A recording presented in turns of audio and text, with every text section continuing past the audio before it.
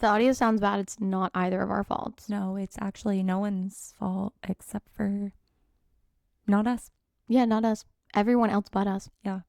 And you know, that is one of my favorite principles of being a hot diabetic. Radical blaming. And delusional optimism. Yeah. No, but I'm feeling like so good. I know. The energy is just immaculate right now. Immaculate. Like we just got back from the retreat in Charleston. Yes. Our first ever Sisterhood connection retreat. And if I do say so myself, it was a success. A raging success. Raging. And I feel like raging. Raging success.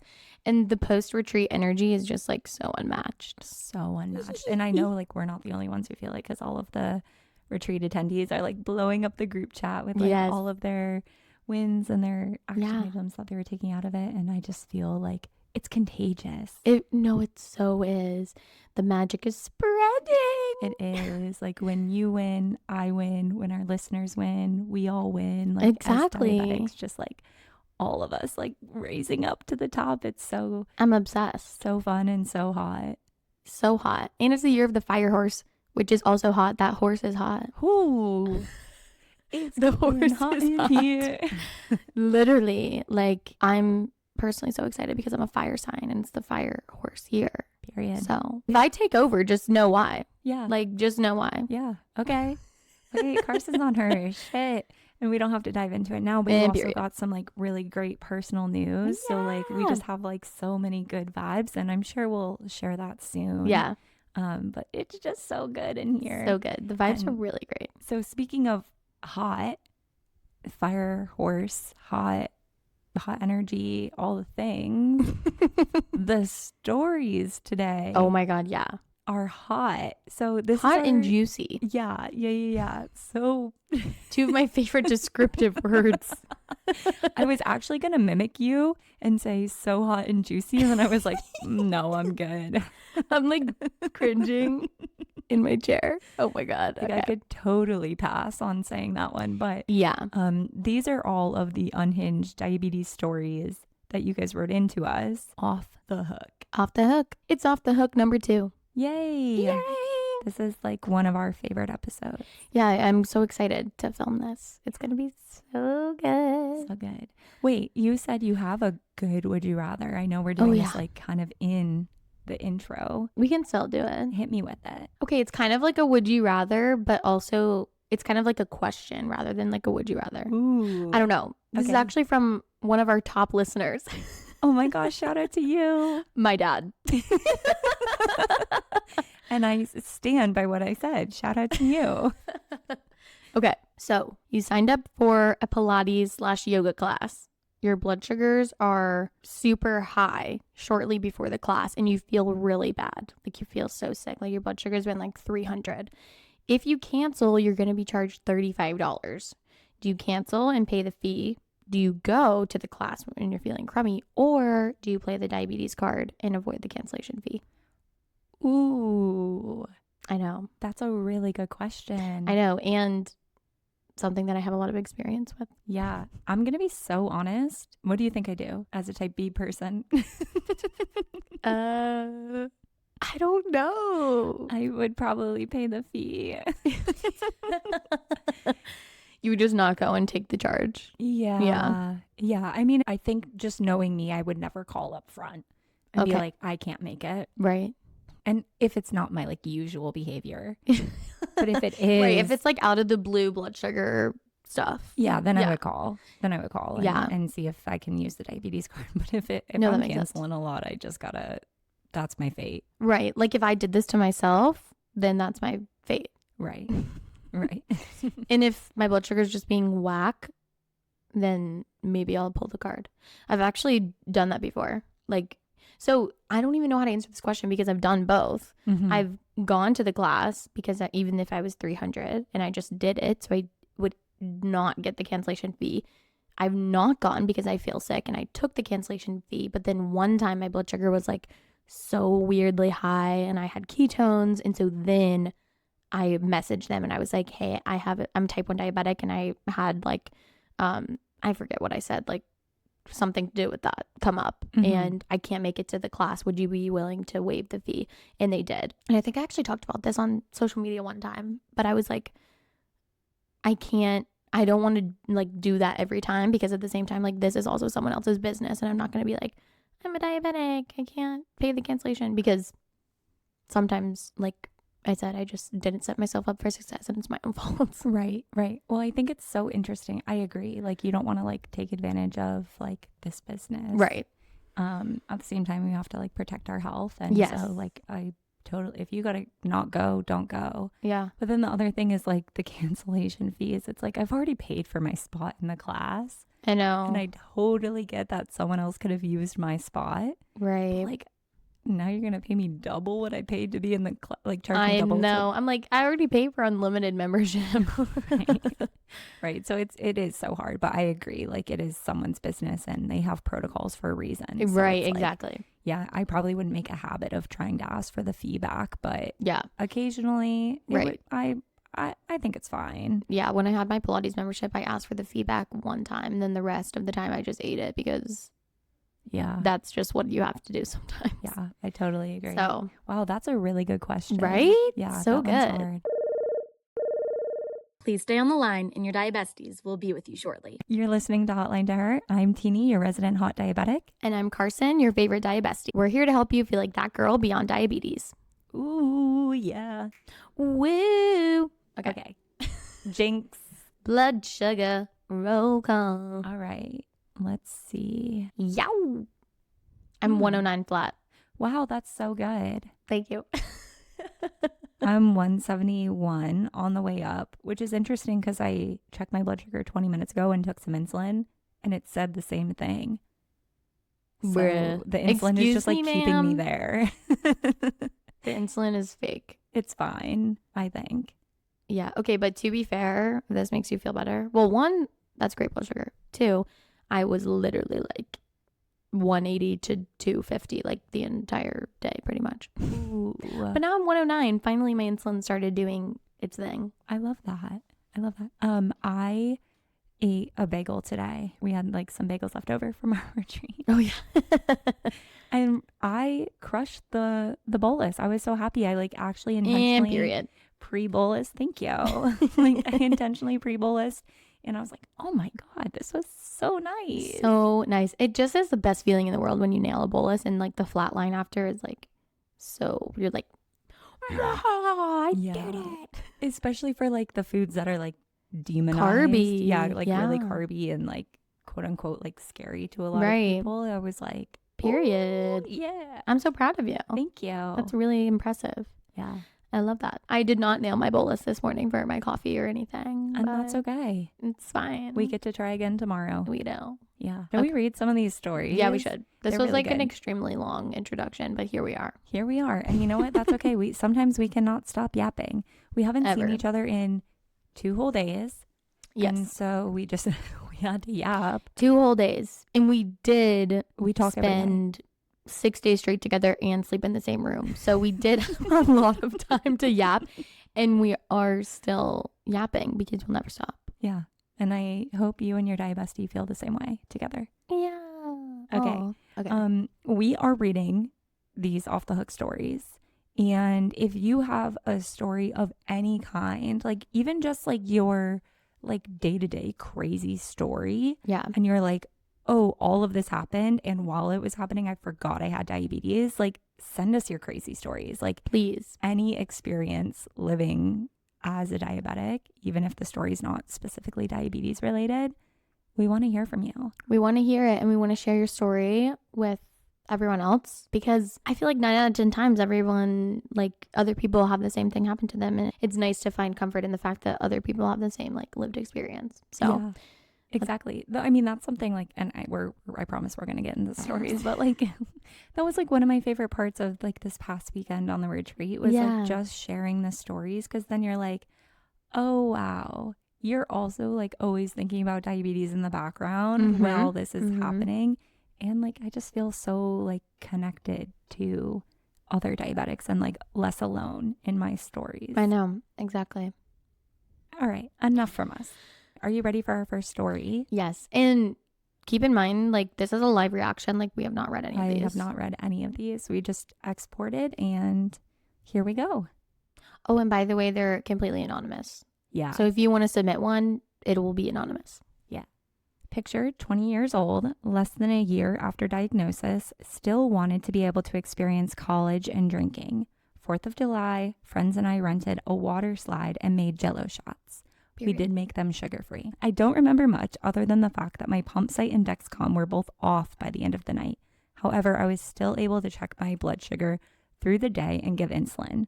My boyfriend helped me out as he wasn't drunk, but honestly, my numbers were good that day. I also would love to hear y'all's take on drinking.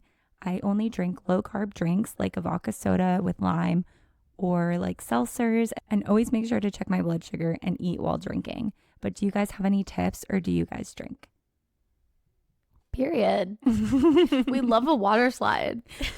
Literally, there's this like running joke in my friend group. Like anytime someone's like, what should we do? I'm like, okay, friends with the backyard, volunteer your yard. I will rent a bouncy house water slide. Wait, we need to do that. Wouldn't that be so fun? Did I tell you that Adam had a house party in college and rented a water slide with his roommates? And that was like one of the first times him and I hung out, was at his water slide party. And I was like, that. I'm going to go down the water slide 1,000,000 times. I want to go down the water slide 1,000,000 times. Like, if you have a house, rent a water slide and invite us. Thank you. Yeah, seriously, I'll be there. Wait, okay, but slay, good blood sugars throughout the day. Love that for you. And then also kind of sad that your pump and Dexcom ripped off, but like if you're launching yourself down a water slide, like what do you expect? Period. I just like, I know like college me, like I would feel the same way. Oh like, yeah, 100%. I'd be like, oh, where are my devices? Oh well, see ya. So bad. Like actually, I do not like stamp of approval that now, but like, no, yeah, at least you have fun. We don't condone flying. Well, we do condone flying down water slides, but we do not condone your stuff falling off. I don't know what I'm saying. Just stay safe out there. Stay safe out there. Period. Okay. What's your take on drinking? The drinking. Yeah, I was also diagnosed. It sounds like you were diagnosed in college, if I'm getting that correct, right? Yeah, it says less than a year after diagnosis at 20 years old. Okay, so I was diagnosed at 21 in college, my senior year, or maybe I was 22. I think I was 22. I don't know. I can't do math clearly. Okay. Anyways, I was in college, so I was like in my party era, if you will. So I quickly found out about like drinking and diabetes and such. I think it's like, it's up to you and like what you feel comfortable with and what makes your body feel good. There are a lot of ways that things can go wrong, of course, but I think as long as you're doing it safely and you're keeping, you're not going absolutely crazy. Like I definitely chilled out with my diagnosis. Like freshman year college me, sophomore year college me, like I was going a little bit crazy, but then once I got diagnosed, it's like I can drink, but I need to be coherent enough to take care of myself. And like that is like, the main thing. Like if you're going to be, going insane and then you can't take care of yourself, like that's one thing. But if you're doing it responsibly and you're enjoying a couple of drinks with your friends and such, like, I don't see anything wrong with that as long as you're being safe about it. Personally, I definitely used to drink I used to drink a lot. I used to drink a bottle every night. No, but I definitely used to drink in college and like post grad with diabetes, but I recently like stopped drinking as much just because I'm healing things with my gut like we've talked about in the past and stuff. But I mean, like if I want to enjoy a nice glass of wine, like I'm not going to not do that because of my diabetes. Like right now I'm not doing it because of my stomach health, but like I don't know, I think as long as you're responsible, like you do whatever you want, but make sure you take care of yourself. Yeah. What do you think? I agree with that. I think that's a wonderful take. Yeah. I also was a bit of a party girl and I'm not even gonna lie, like I love going out and just like dancing and being in the energy of it. Oh my gosh, yeah. So then like I love a dance party. So like in college when like the option was to drink and then go do that, like I had diabetes in college. Yeah. All throughout college. And I absolutely still did that. I don't think I was the most responsible, but I also didn't make my diabetes anyone else's problem. Right. Like I wasn't reckless in that sense, which I every day thank God that like I just made it through college, and like then my frontal lobe started to develop and I was like, maybe we should scale it back a little. So that was like how I was in college, but then like out of college again, like a little bit more responsible, but still like going out drinking. Now I'm 29 years old and I am actually going to be celebrating my 3-year anniversary of being sober in April. So I'm like coming up on it. Yeah. I just decided like I have nothing against drinking. Yeah. It just like was no longer serving me. And and that's so valid. Yeah. I just decided like one day I was like, okay, like I don't love how this makes me feel afterwards. I don't like how I am like being around people sometimes when I'm drunk. Like I feel like sometimes when we have trauma, like when we drink, like it manifests like very ugly.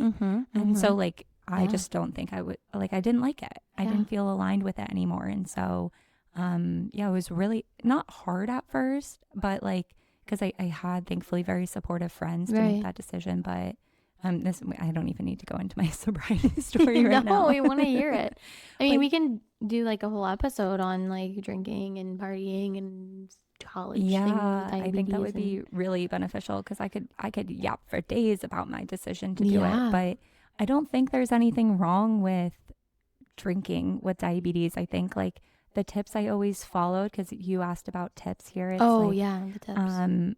Always make sure you eat beforehand. Which sounds like you do. Yep. Make sure that you have low snacks on your bedside table. Tell a friend. Yeah, make sure someone that you're drinking with knows that you're diabetic. Because we know that like being drunk and being low kind of like mimic each other sometimes. Right. And then also like you have to think about as you're metabolizing the alcohol, it does drop your blood sugars. So it is really important to be prepared in the middle of the night. Crank those alarms up. Yeah. And like really just make sure you have snacks right by your bedside so you can like bring your blood sugars up. I think regardless of what type of drink you have, like that is typically what happens. Right. Yeah. And I know that they said that they do like pretty low carb drinks, right? Yeah. Personally, I liked when I was drinking more in college, I also stuck to low carbs just because I wouldn't have to give myself as much insulin and then worry about that insulin really dropping me low because of the insulin plus the alcohol. So I think like it was just a little bit easier to drink low carb. So which sounds like you're doing, but I mean also if you like you want a margarita, have a margarita too. Literally. I think also like the tips for me, it really affected me the next day. Like I was so sensitive to my insulin the day after I was drinking. So I think that's something to watch out for as well. Yeah, just take care of yourself, especially before, during, and after. Yeah. I think is like the best thing you can do. For sure. Love it. Well, thank you for writing in. Yeah, thanks for writing in. And I hope you go on a water slide soon. And I hope I go on a water slide soon. Yeah, me too. I really want to. Okay. This is our second story. Too long didn't read. My now ex-boyfriend would turn off my Dexcom alarms and not wake me up. Ooh. Ew, God. Ew, I have chills. Okay. We're coming for him. Okay. I had been dating this guy for over a year at this point. Multiple sleepovers and multiple attempts at teaching him about diabetes. In parentheses, all failed, LOL. One night, while sleeping at his house, I woke up, all caps, sweaty. That classic low blood sugar, I'm dying sweaty.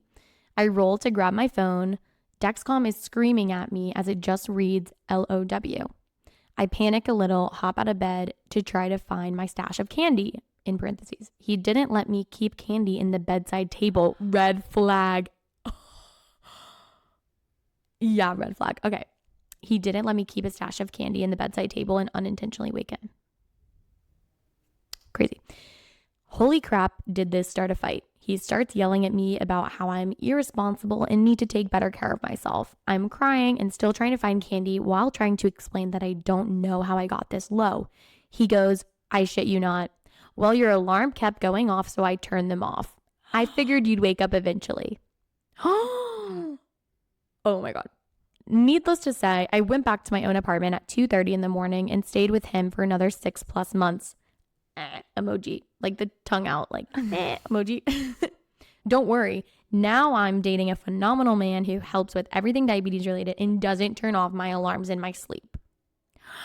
Oh my God. Oh, I'm like gobsmacked. My gosh. We are coming to find your ex-boyfriend and we will do something. Allegedly. Okay, but what did you say? Allegedly. Allegedly. That part. Okay, well, one, period. You're with a phenomenal man now who helps with everything diabetes related. We love a supportive partner. No. I can't even get to that. Like, I cannot believe I'm just like, what I just heard. But like, what the actual heck? That can't be. That can't be. Like, that is insane. That is insane, and I'm so sorry that happened to you because not only were you LOW, you were also being yelled at while you were low. Hell no. My overstimulation. Oh my God. I can't even like, I had a low this morning and I'm like I couldn't sit up anymore. So I was like, oh, let me just lay on the bed. And my husband comes in and he's like telling me a story. And I literally had to be like, hey, and I like flashed in my Dexcom and he's like, okay, yeah, I'm going to go now. No, like, literally. Don't talk to me.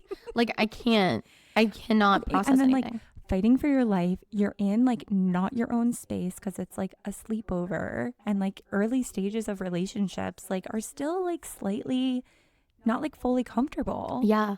I can't believe he didn't let you keep candy in the bedside table so you wouldn't wake him up. Oh my God. What a douche canoe. No, oh my actually, God. Actually, if you are with someone who like this is why in the dating episode we talked about like the initial red flags.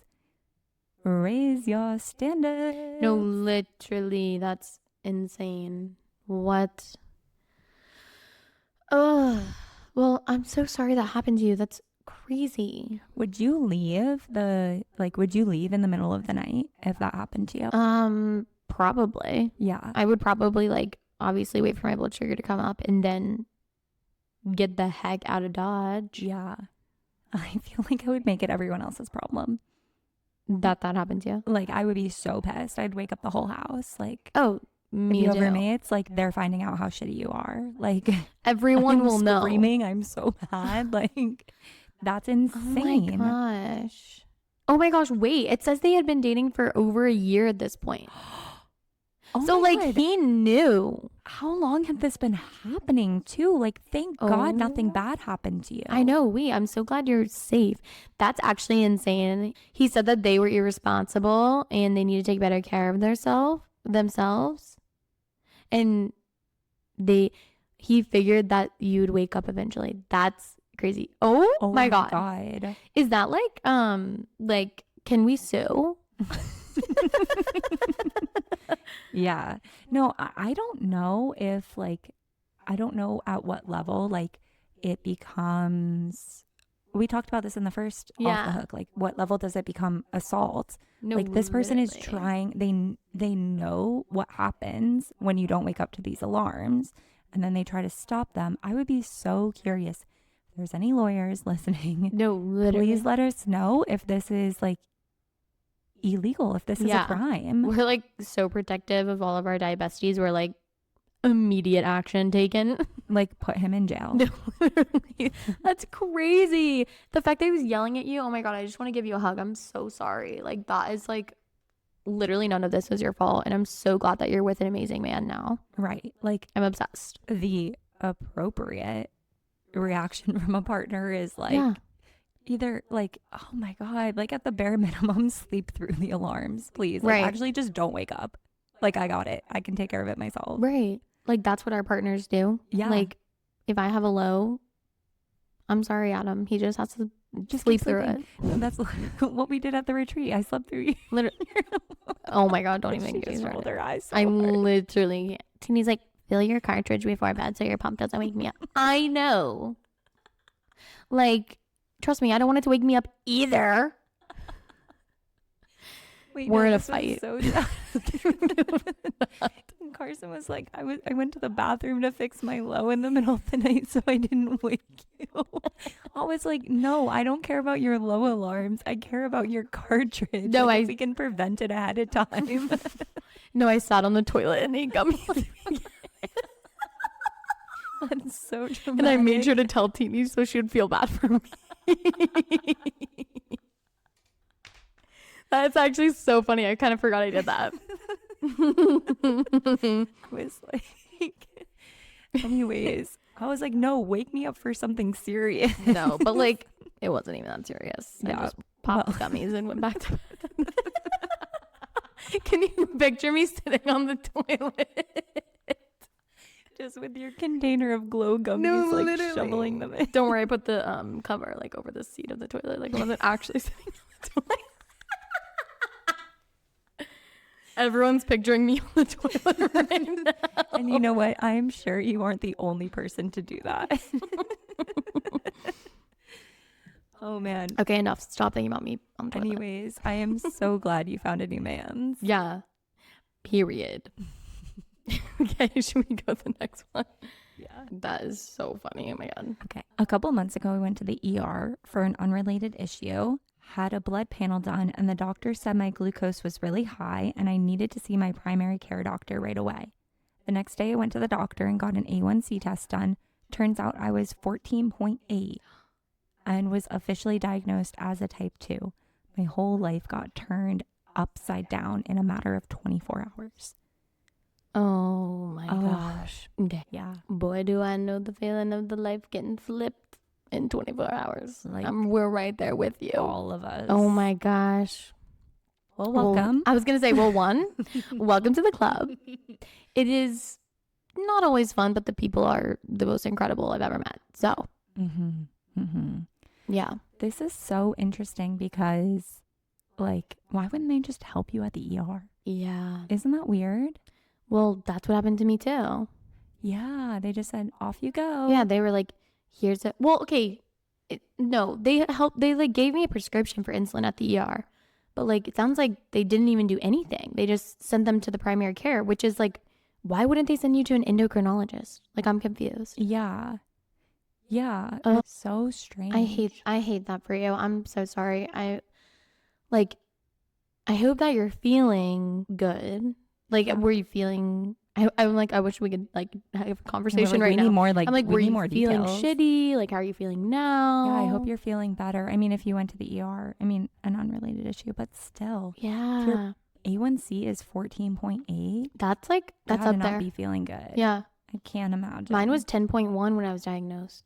I don't even know what mine was. Yeah. But not good. Not good. That's honestly kind of what happened to me. I was getting a blood panel done for an unrelated issue and my glucose came back elevated. And then they were like, you're diabetic. And I was like, oh.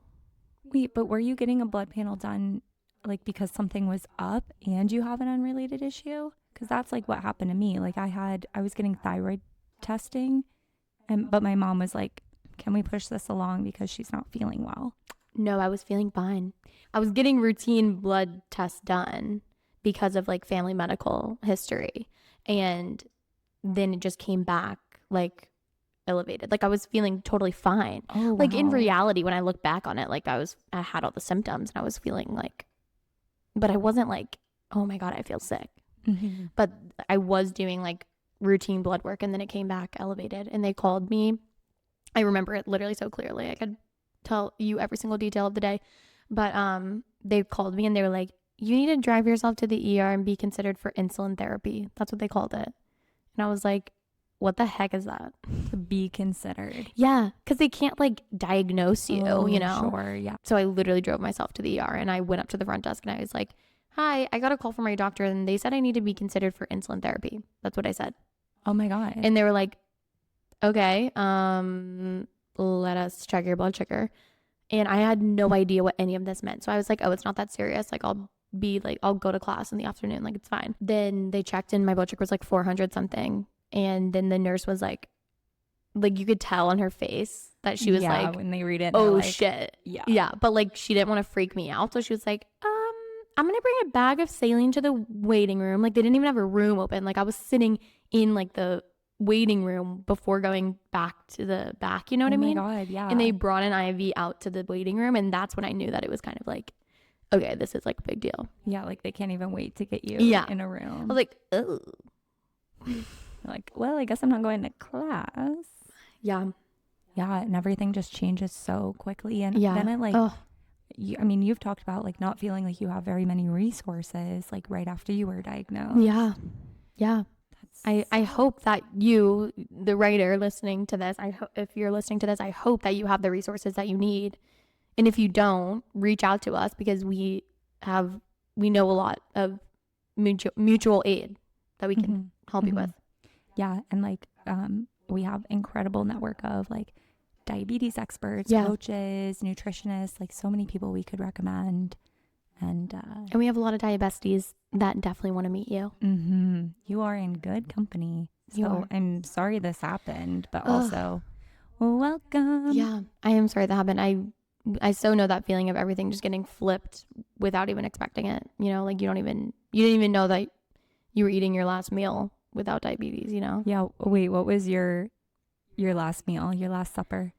I can't even remember. It was like, they called me around like 1 p.m. So it must have been breakfast or something. And it was probably like, I don't know, like, I was not eating anything fun, probably like oatmeal or a smoothie or something, both of which would send me to the moon right now. So maybe, like, that's why my blood sugar was like 400 or something, but I don't even know. Do you remember your last meal? Yeah, mine was, I was in high school and I had eaten lunch. And do you know those Boskov sticks that they would serve at lunch? They were like bread sticks with cheese on the inside. I have no idea what that is. Oh my God, I'm literally looking at Boskov? A Boskov stick. Not like a Biscoff cookie? No. I have no idea what that is. Is that a New York thing? No, they're like in schools. Oh, it's called a Bosco stick. Oh, I've heard of that brand, I think. It's literally bread, like a lot of bread and mozzarella on the inside. It looks good though. They were so good. They still sell them. Wow. If I didn't have my gluten allergy, I would eat the heck out of these things. Oh my God, if I didn't have a gluten allergy, I would literally eat an entire pizza right now. Yeah, that sounds so good. I'm like, and I have a dairy allergy, so don't even come for me saying there's gluten-free crust, okay? I know. Yeah, like, you're gonna eat a vegan gluten-free pizza. It's so not worth it. Like, like, it doesn't even taste that good, and it's hard for my blood sugars. So I'm like, if I could eat real pizza, I would do it for the blood sugar. Like, I would deal with it. But I have to eat vegan and gluten-free pizza. It's not even good. Anyways, everyone just let me complain and feel bad for me. Thanks. Just kidding. There's not a lot of foods where I'm like, oh, that wasn't worth it. Yeah. Unless it tastes so bad. And then I'm like, oh, it's kind of annoying. Yeah. And your vegan gluten-free pizza is one of them. So true. Yeah. All right. This is story number 4. Okay, so this was January 2021. The first of 6 near-death experiences due to diabetes within a 3-month time frame. I get to work feeling like utter crap. I think I'm getting sick, so I ignore it. Well, I get to my station and immediately feel dizzy. And before I can get someone's attention, I'm on the floor. Everybody panics and calls 911. Well, I get to the ER where they check my blood sugar, and lo and behold, it's reading high, reading over 1,000. Oh my gosh. They were shocked I didn't die, to be honest. And instead of giving me an insulin drip and fluids, they did give me fluids eventually. But they gave me a sugar water drip. Why? I'm not sure, but it was a roller coaster of a 2-week stay. Wait. What? Oh my God. Is that even real? They gave you a sugar water drip at the ER? That, we can sue for that. That is malpractice. Oh my God. How is that even real? What happened in your 2-week stay? Like, I really need to talk to you. Oh my God. Oh my God. I'm so sorry.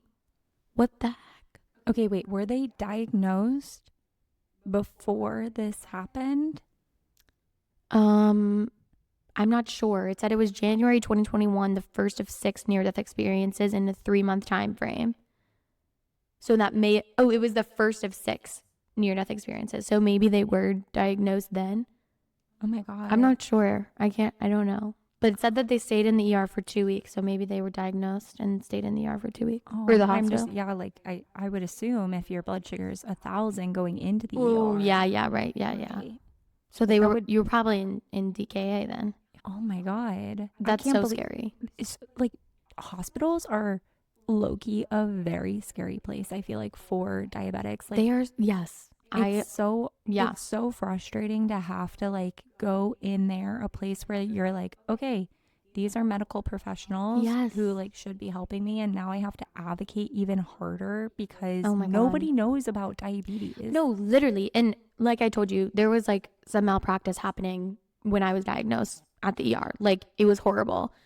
And that's a different story for a different time. But like, I agree. Like, I hate going to any sort of doctor because nobody knows what to do with diabetics. Right. Like, it's so frustrating. Like, how many diabetics are in the population now?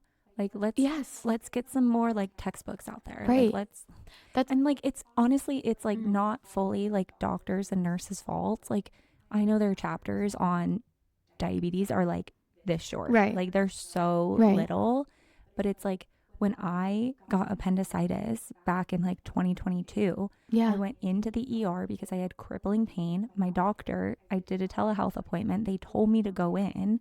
I go in, I sit in the waiting room for so long, and they're like, because you have a stomach ache, you can't eat. Like, okay, well, this doesn't like pan out very well for being a diabetic, but I just let it ride. And eventually my blood sugar, after like 4 hours of not eating, not drinking anything, and I'm still in the waiting room, starts crashing down. And I like go up to them and I'm like, I need a solution because I'm a diabetic. My blood sugar is going low. You guys said not to eat anything. And they're like, you can't eat until you get your imaging done. And I was like, okay, I don't think you're fully understanding. Like, I'm a diabetic. If my blood sugar goes low, I don't know how that would benefit any of us when I pass out. Right. Like, and like, if I die, there's no fixing me at all. Right. Like, hello? Right. I had to put up like, actually, like, I was not yelling at this woman, but I was very firm and very loud. Like, I drew so much attention to myself because I had to like finally get someone's attention. And then the doctor came over and was like, hey, so they said your blood sugar's low. I'm like, yep, I'm 67 and dropping right now. So what are we going to do to fix that? Or I'm going to like cut this wristband off myself and discharge myself. Yeah. And they finally gave me the like sugar drip in my arm. Which like would have been literally so easy for them to do. Right. Like, what in the world? Right. And thankfully it did bump me to the line for imaging. And they were like, oh yeah, your appendix is burst. I was like, okay, great. Good thing I waited here for 6 hours. That's also insane because appendicitis moves fast. Yeah. Yeah. No, it was. That is like, no, I agree. And I'm so freaking like, this gets me fired up. Yeah. Like, I'm not like particularly mad at the specific doctors, but it's like the whole system in general. None of these tests or things have diabetics in mind. Right. Like, when I was going through all of these different tests for my stomach stuff, like the SIBO test, like the breath test, the endoscopies, like I understand, like you can't eat anything for those. But like, this world is so advanced, like there has to be a way to figure out these things without making you fast for 12 hours and eat a certain diet where you can't even have any sugar for 24 hours, which is what I had to do for the SIBO test. Like, they don't know how hard that is for a diabetic.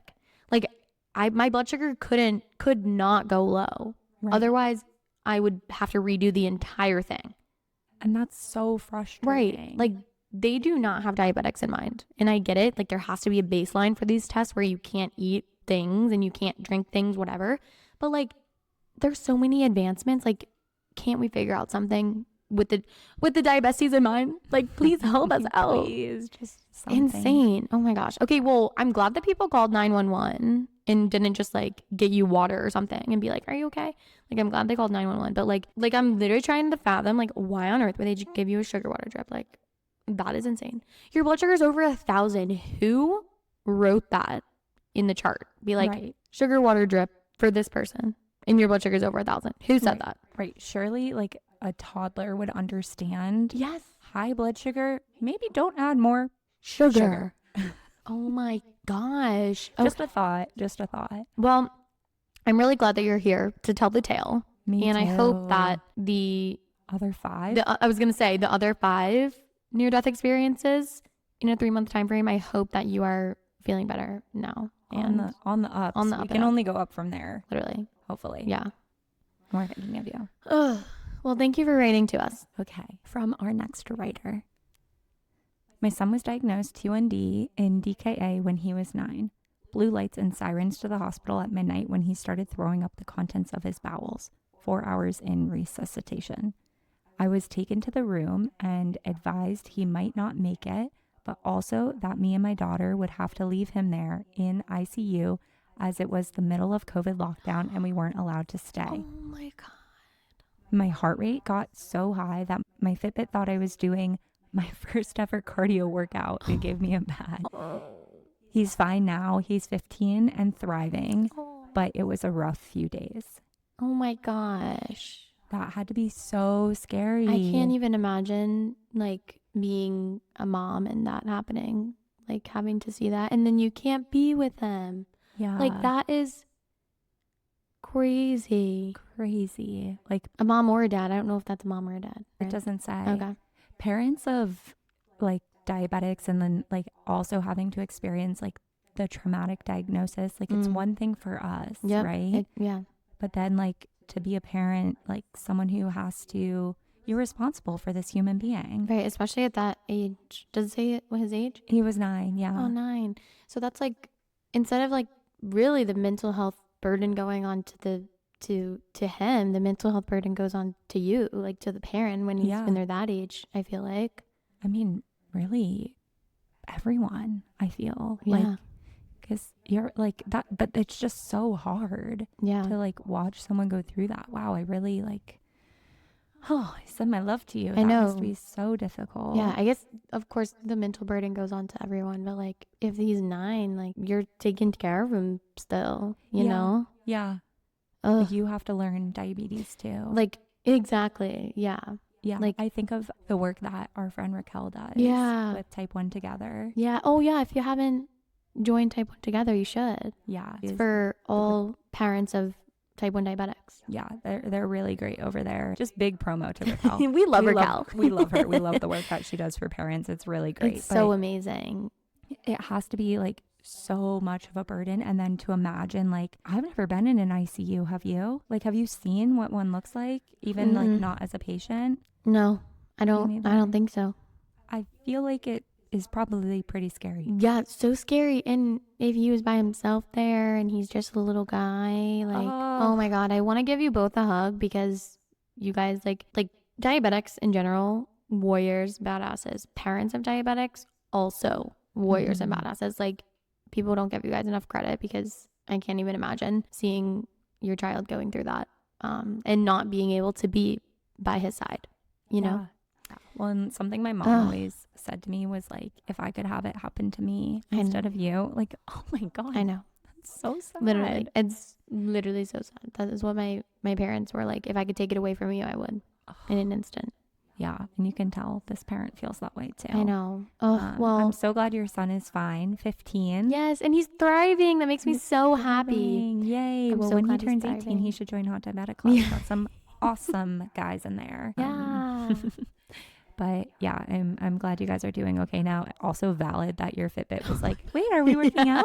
I was going to be like, at least you got a badge. I'm just kidding.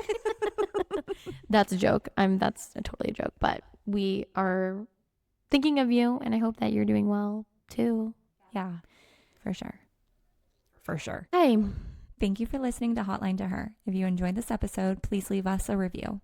The hotline is now open, so if you have a question or a story you would like to share with us to be featured on the podcast, we would love to have your voice here. Stay hot. And chat soon. Bye. Hotline to Her is for educational and entertainment purposes only and reflects personal experience. It is not medical, mental health, or therapeutic advice.